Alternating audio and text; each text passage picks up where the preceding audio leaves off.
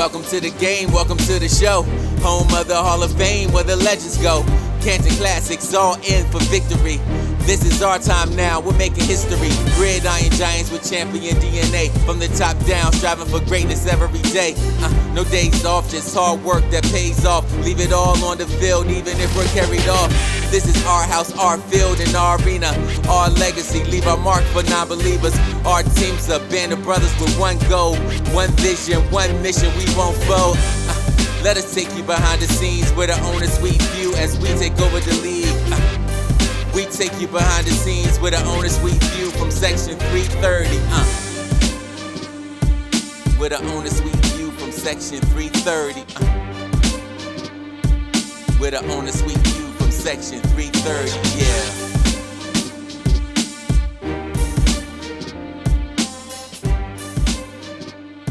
Welcome back to Section 330, the podcast presented by the Fatherhood Festival and Gutsy Organic, the only podcast made by the owners for the people. Speaking of the owners, I am one of them. I am Christian Alesio, and this is my co-owner, Adam Chance. Hey. And we're feeling good. I just want to give a quick shout out to Antoine McDuffie for the awesome theme song that you hear at the beginning of the podcast now. That thing slaps, man. So good, man. I'm loving that. Absolutely loving that. And so many people in the SFL have music backgrounds, not unlike yourself. Right. You know, but so many people have been talking about, we need more content that have, intros. And it just so happened that we were planning on putting this one together at the same exact time. And at the moment, I think it does make us the only one who has an original introduction to our podcast. So shout out to Antoine. You did a great job, man. Mm-hmm. The last time that we saw everybody, the last time you heard us, it was a cliffhanger moment, wasn't it? It was the championship game of season 18, the Baltimore Vultures versus the Lone Star Glory. And Baltimore won that game. Congratulations to Baltimore on their third championship in 4 seasons now? I think so, yeah. Super dominant, man. Obviously, you got everybody in the league wanting to be you. Yep. And working toward that. So way to set the standard. But as we were watching that game, that's not what my focus was on anyway. I can't speak for anybody else, Adam. But my focus was on halftime. Because halftime, now while in the actual Super Bowl, this is probably where somebody would come out and have this really lavish performance, right? But here in the SFL, this is where they do some pretty big announcements, some pretty big drops. And the big drop that we were looking for was who the new 4 expansion teams coming into the league were going to be, right? And so the production starts going. The first team announced is the Indianapolis Ramblers. Congratulations to Chad and Adam and those guys. Yeah. I live in Indianapolis. They live in Indianapolis. So really happy for them. Looking forward to meeting up with them in person, actually, sometime soon. But that was the first team announced, right? That second team announced, Harry and the Hendersons. I'm sorry. I mean the Minnesota Legend. Anybody out there listening who doesn't understand that reference, it's because their logo is a Sasquatch. And if you've been watching the Twitter war, they've been taking little shots at us. They've been taking shots at your Canton Classics, and I'm not going to stand for it, man. We're definitely going to be having fun with them and striking back. So Harry and the Hendersons, the Minnesota Legend, were the second team announced. By the way, love you, Axel. Love you, BJ. I'm just joking, man. Don't take that personally. The third team announced was the Seattle Nemesis, my hometown. So I was happy to see them get a team. Ethan Kai and his group over there. That was pretty awesome. He's been working for a long time for that. He absolutely has been, man. And kudos to him for keeping at it. Life takes an amount of stick-to-itiveness. You have to have that dedication, and you have to keep moving no matter how many times you get knocked back. So really, really proud of him for keeping at it. And he finally got his team. So best of luck to the Seattle Nemesis. I hope ownership is everything that he wanted it to be. But there was one spot left. Only 4 teams get in. 3 were named that were not the Canton Classics. right? I'm looking at the screen. I'm waiting to hear our name. It's not getting called. Adam, where were you and what were you thinking halftime? 3 teams deep out of the 4 announcements, and you haven't been called yet. How fast is your heart beating? How much are you sweating? Are you in like a puddle of your own perspiration at this point, like I was? Man, for my job, I go out there and I go on stage and I get in front of, thousands of people just every night, night after night. I'm used to not feeling the pressure. I'm used to not getting nervous. And I was optimistic going into this too. I'll admit, like I felt good. But after 3 teams get called and, there's 1 spot available and there were so many other great bids. Honestly, there wasn't every one of the bids that I saw anything about was worthy in some way or another, or the people behind it were worthy. So when it came time, there was 1 spot left. It was nerve-wracking, man. I was feeling the pressure. But that optimism was still there. For sure, man. For sure. We definitely had some stiff competition. 10 teams had gone out, man. So, I mean, just off the numbers alone, you were working against a lot of people for this. And I'm glad that you felt as confident as you did in it. And I'm glad I felt as confident as we did in it. Why? Because Canton's a great city, man. I think we built a really good concept around what this city is. This is football, right? This is where it started. This city deserves to have a team, and I think we put a lot of thought into it. Mm-hmm. And apparently, people agreed because the 4th team announced was indeed your Canton Classics. Oh, yeah. I'm going to give everybody a minute who's listening to erupt into cheers. I know you guys are high-fiving, jumping off the couch. You're kicking over lamps and putting holes in the wall. You're just so excited. I just know it. I can feel it. And I too am excited, man, just to finally get over the hump. We had put in a lot of work, a lot of hours went into coming up with this concept and presenting it in a way where we thought we would be successful. And while we can't say that we have succeeded overall, we have definitely succeeded on this first part of the journey. The first thing had to get out of the way, which is get the team, right? Yeah. That was the first hurdle for us to jump over, and we did that. And super proud of us for doing that, man. We are the first 2 minor league players to have ever been granted a team. Let that sink in for a second, Adam. Mm-hmm. We are the first 2 to have ever done this in the history of this league. And I don't know about you, bud, but I like the sound of making history. Oh, yeah. I like that we're doing something so different, so radical, so revolutionary. That's the stuff that gets me pumped up. And I don't want to stop here, bud.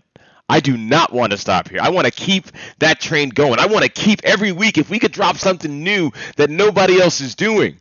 That's what I want to do, man. That's my goal when it comes to this. So really glad we could start there. And of course, as you know, with any sports franchise, you got to put together a staff.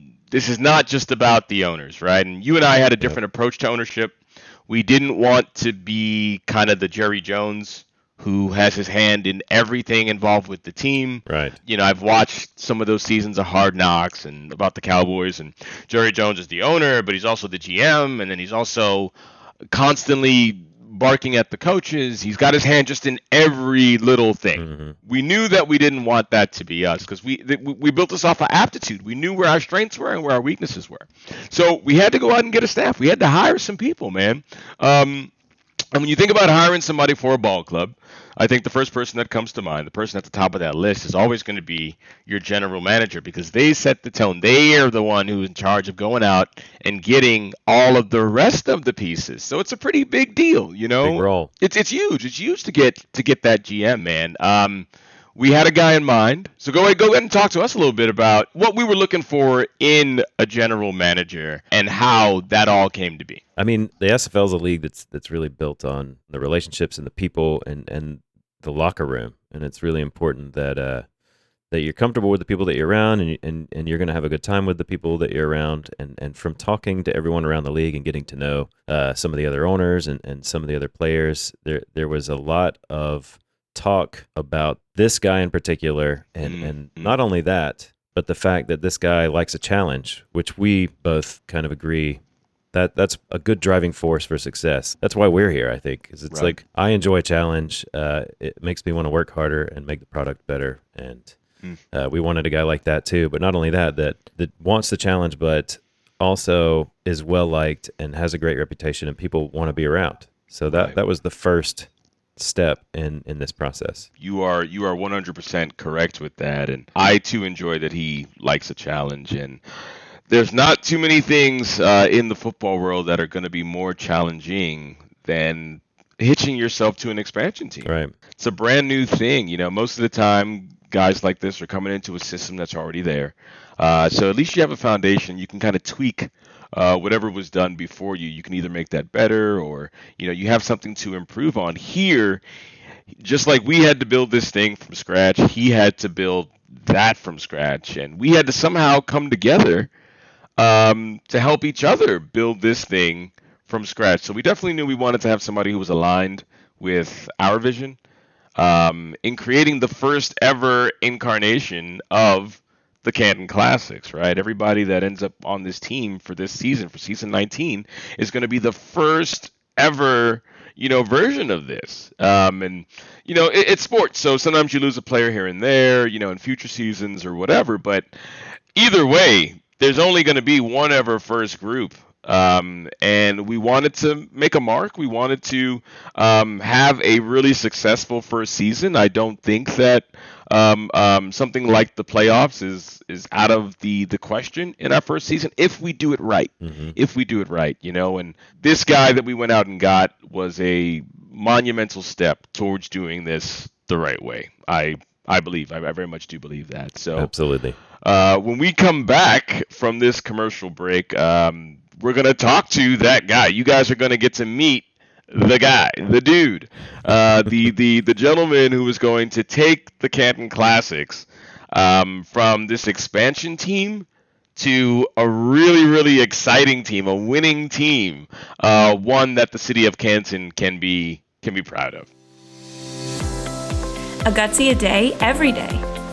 Eating one of our fresh and delicious signature blends of Gutsy Organic on a daily basis is an extremely convenient and tasty way to positively manage and impact the overall benefits of your health. Improving the wellness of your entire body begins with a healthy gut, and Gutsy Organic makes it so easy. Visit GutsyOrganic.com, that's Gutsy with a Z, to learn more about how the bacteria in your gut affects your everyday and to find out where you can get the world's best tasting prebiotic snack in your area today.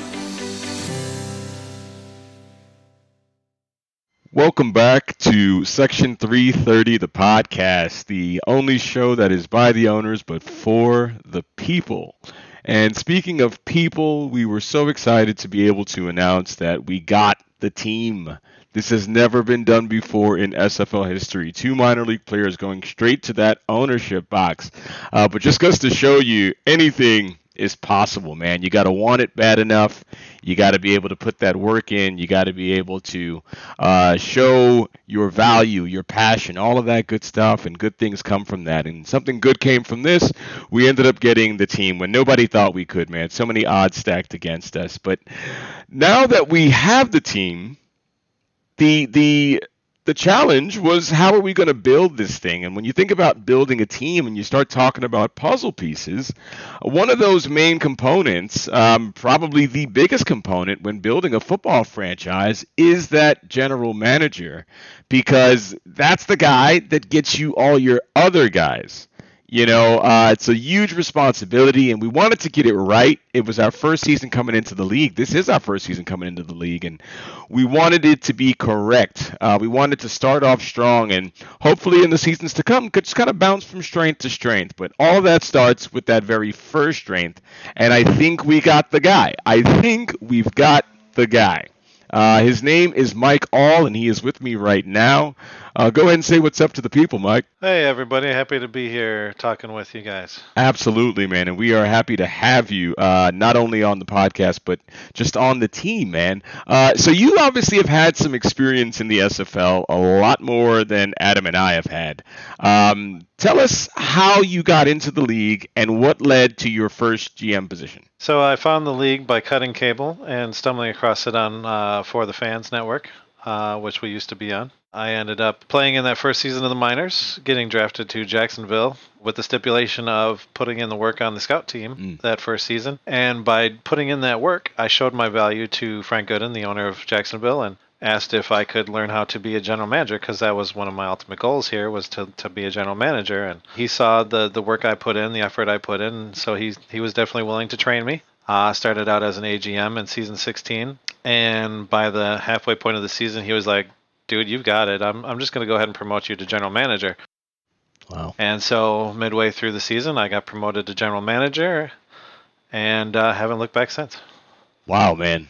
That's pretty incredible, pretty meteoric rise, I'd say. And you've been successful at it, which is exactly why I knew, being a fresh franchise, you were the guy to build something here, and you say that was on your goal list. You say that was one of your targets in the SFL, was to become a GM. The question I have, which I'm sure somebody else out there probably does, is why? Why would Mike Ahl want to become a GM? What about that is alluring to you? What about that is attractive to Mike Ahl?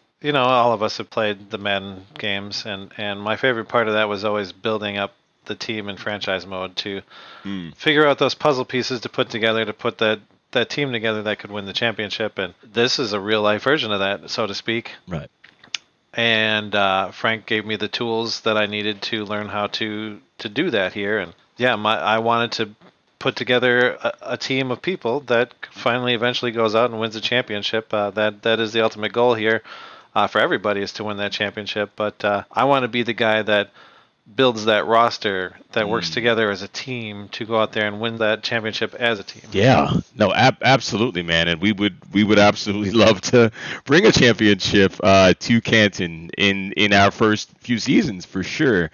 And I really like what you're doing with the roster. But speaking of the roster, and without giving away too many trade secrets, because some of the other teams listen to other people's shows every now and again, without giving away the secret sauce, Mike's secret sauce, without giving away what's in the sauce, how do you go about building that team, right? Because, here we don't have things like pro days. We don't have a combine. We don't have things in the SFL exactly the way it is in the real world.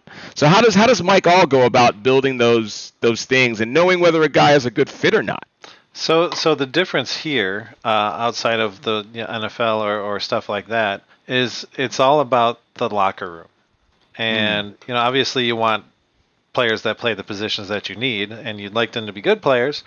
But that's the beauty of this game, is that it's basically a role-playing game, and eventually, if they're not all the way there yet, or there's something a little wrong with them here or there, you can adjust it and fix it as you go along. So player on the field, that's one thing, and that can be changed and adjusted. But the person behind the player, that's something that probably isn't going to change.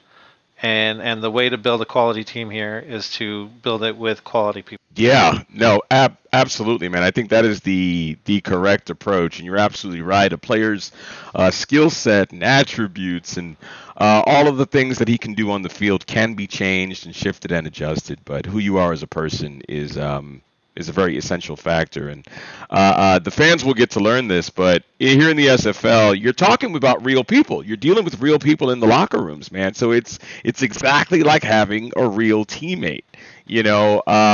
So when we talk about those people, what are some of the qualities that you look for, Mike? What gets somebody to be a Canton Classic? Because obviously you didn't go out and just pick anybody, and I've seen the guys, right? I have access to the files. We're looking at it all the time, you and I.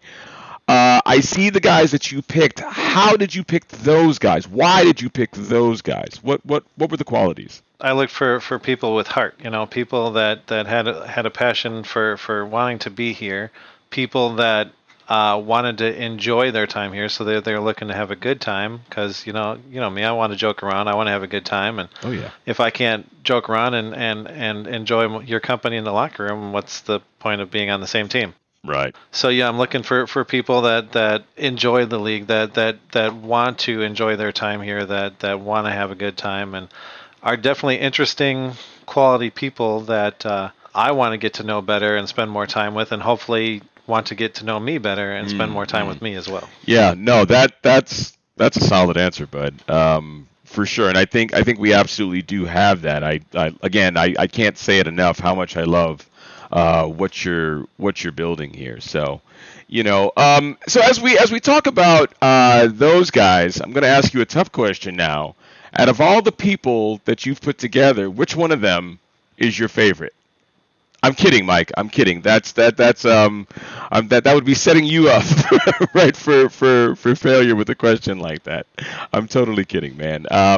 Not which one of them is your favorite, but what I would ask is, what to you is the hardest thing about being a general manager? Is it the losses that happen? How do you go back into that locker room and deal with that stuff? What is the hardest thing to you?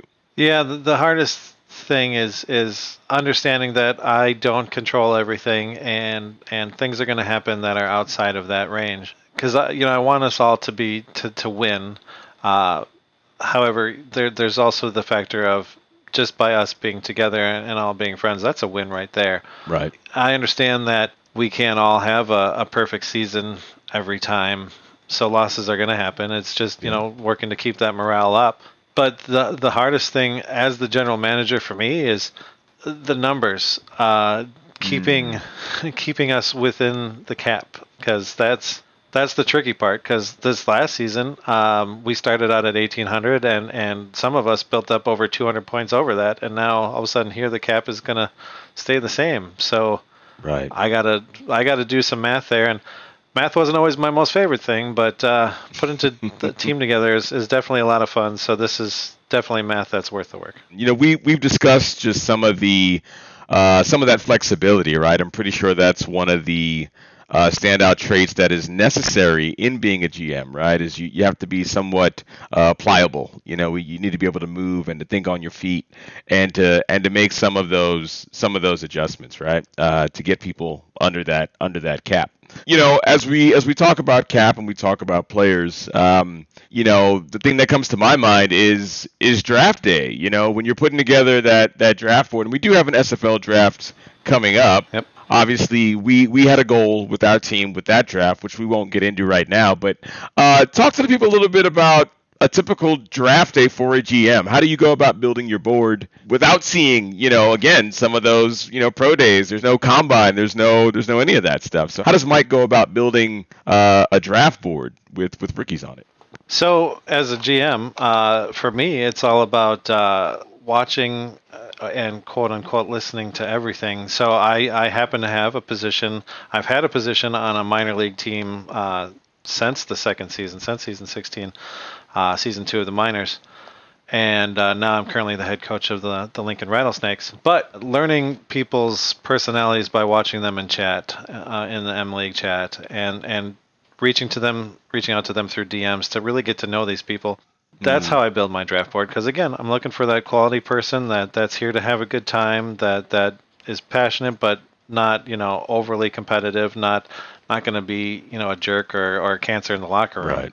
I'm looking for those people that I really want to hang out with, and people I can bring in and enjoy their company while we're in the locker room together. Because again, if I'm not going to enjoy your company, you're probably not going to enjoy my company. What's the point of being on the same team? Absolutely. And without naming any names, have you ever had a situation where a draft has gone wrong? You picked somebody thinking you were getting one thing, and this person gets in the locker room and they're completely the opposite of that. Has that ever happened to you?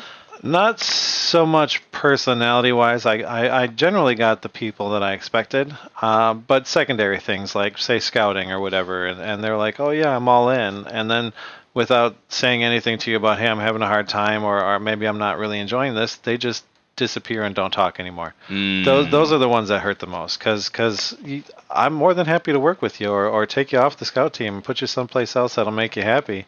But if you're unhappy and you don't say anything, how can I do anything about that for you?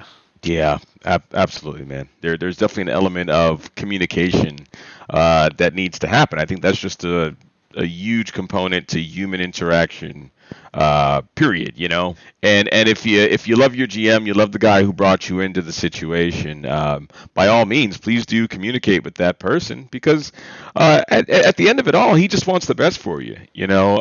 And we collectively all want the best for the team. And speaking of the team, especially our team, the Canton Classics team, you had to go out and you had to go find some other staff people, right? You got to be the one who hires a head coach. You got to be the one who hires an offensive coordinator, a defensive coordinator, an assistant GM if you want to have that stuff there. You know, is there any difference in the way you pick those people versus the way you would pick a player for the team?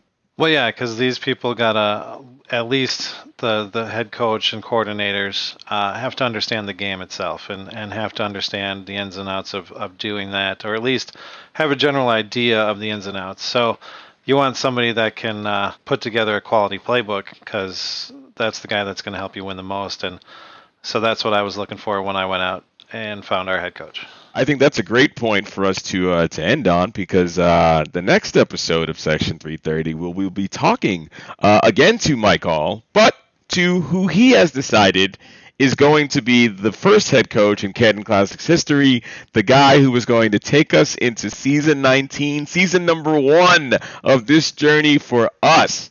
And into the future, hopefully, because I like this guy, man. He's an absolute dog. Such a great IQ for the game. Really, really smart individual, which is everything that you'd want in a head coach. Super hard-working guy. And we'd love to be able to talk to him a little bit about his vision for the team and how he wants to do those things like you talked with the playbook. But I got to say, Mike, while we are on the air, and I want everybody to hear it, we here in the ownership group are 1,002.8% that we have the right guy at GM in you. Again, super stoked with what you have already built, the names that keep coming in, the interviews that we're having, and just the people that we're around, man. It's already been proving to be just such a rewarding experience, such a good time, and a great group of people to represent the Hall of Fame city of Canton, Ohio. So thank you again, Mike Ahl, for your services. Thank you for everything that you're doing for this team, for the city, all of the above, man. I can't wait to work with you. Wish the season started tomorrow, honestly. Yeah, me too. And I really appreciate that 0.8%. That means a lot to me. The 0.8 is where it's at, man. That's where it's all at. So that's where the secret sauce is, right? Right. It's in the 0.8, man. Well, thank you so much, Mike, and we'll be talking to you next week here on Section 330. Stay tuned for a ad from one of our sponsors, the Fatherhood Festival, going down June 17th through the 19th at the Pro Football Hall of Fame in Canton, Ohio.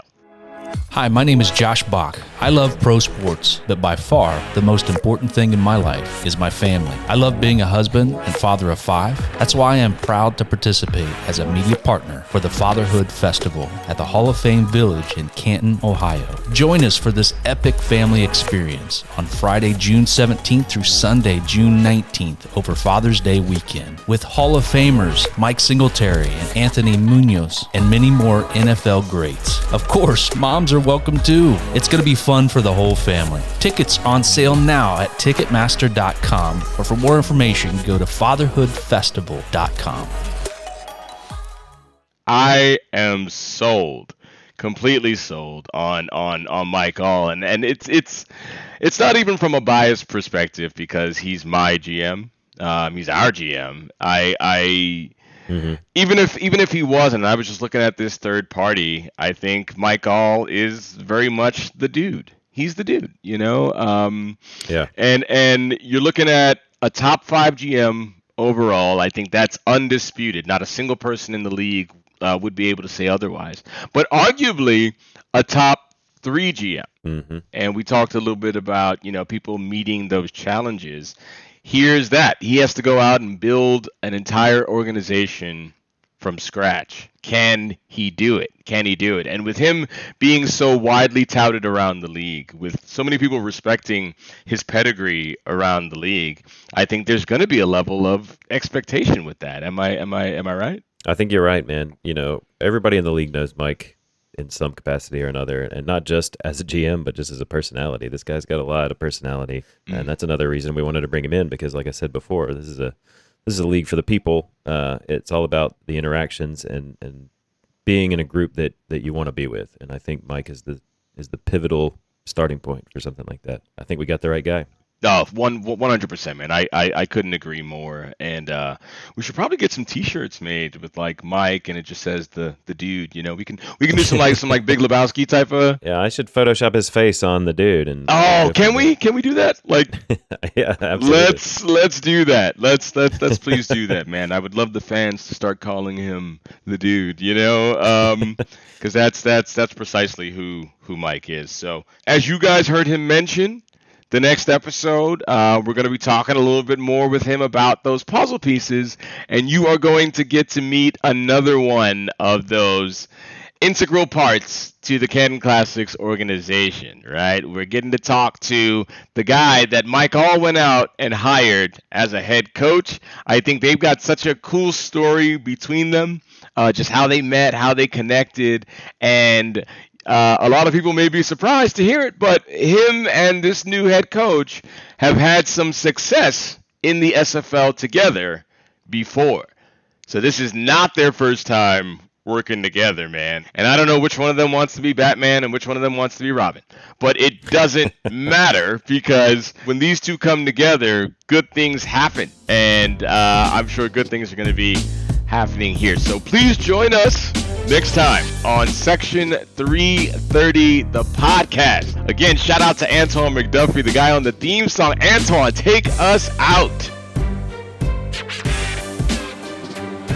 Find out more about the team at CantonClassics.com, or find us on Twitter, Instagram, and YouTube at Canton Classics. Find out more about the SFL at simulationfl.net.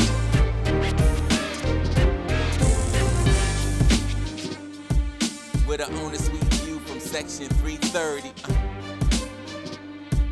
With an on the sweet view from Section 330, yeah.